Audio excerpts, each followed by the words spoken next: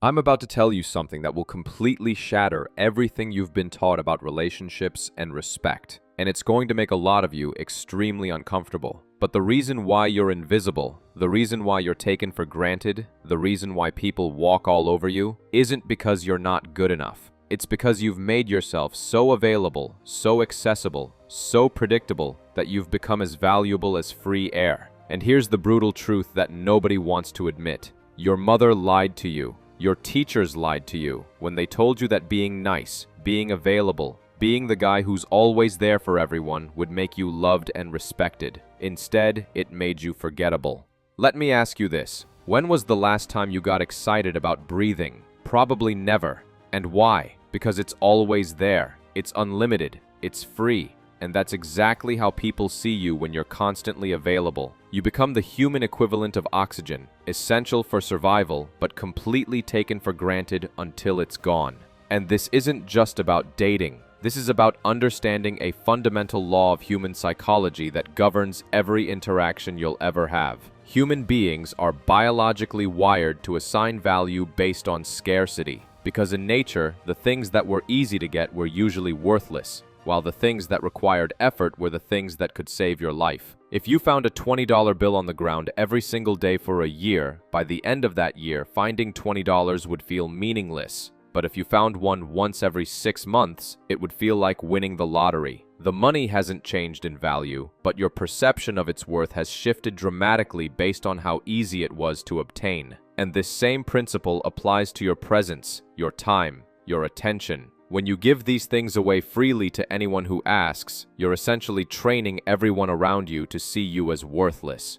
Now I know what you're thinking, this sounds manipulative, but that's only true if you're doing this artificially. What I'm talking about is building a life so genuinely valuable, so genuinely demanding of your time, that you literally cannot be available to everyone all the time. This isn't about pretending to be important. This is about actually becoming important. Because successful people aren't successful because they're naturally more charming. They're successful because they've mastered the art of strategic scarcity. They understand that their presence is a gift, not a given. Let me paint you a picture of what your life looks like right now. You wake up and immediately check your phone, responding to every text message, every notification throughout the day. People interrupt your work, your goals, your personal time, and you accommodate them because you've been conditioned to believe that saying no makes you selfish. You accept every invitation, even when you don't want to go. You help everyone who asks, even when it interferes with your own priorities. You're always the one who reaches out first, always the one who makes plans. And at the end of the day, you wonder why you feel exhausted,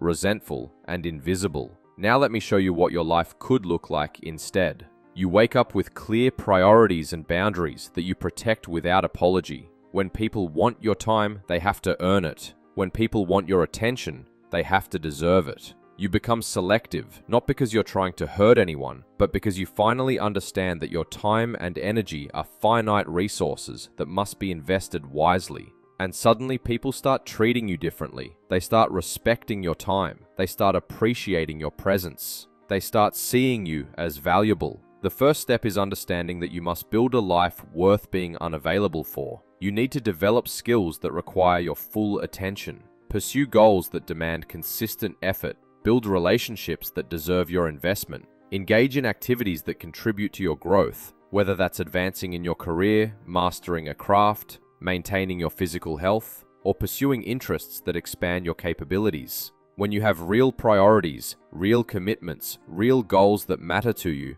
being unavailable becomes natural rather than forced. The second principle is learning to communicate your unavailability without being harsh. Instead of making elaborate excuses or apologizing excessively, you simply state the facts. I have other commitments during that time, or I'm not available for that right now. Here's something crucial that most people don't realize. When you're constantly available, people don't just take your time for granted. They actually lose respect for you, because deep down, they wonder why someone with any real value would be so readily accessible all the time. Think about it. If someone offered to sell you a Rolex for $50, you wouldn't think you're getting a great deal. You'd assume something was wrong with the watch, because valuable things don't come cheap.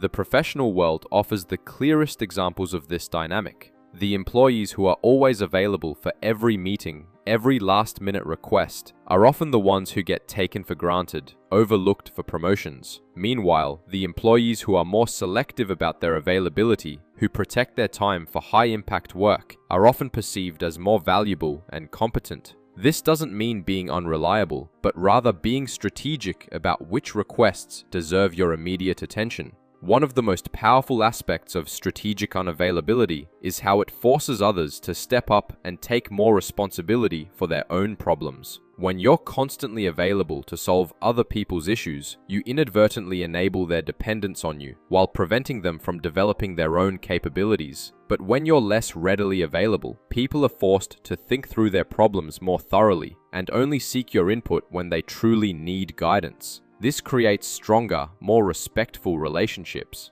As you begin to implement these principles, you're going to encounter resistance. People who have grown accustomed to having unlimited access to you will not be happy. Some may accuse you of being selfish, distant, or uncaring, and you must be prepared for this pushback, because this resistance is actually proof that what you're doing is working. People only get upset about losing access when they recognize that access has value.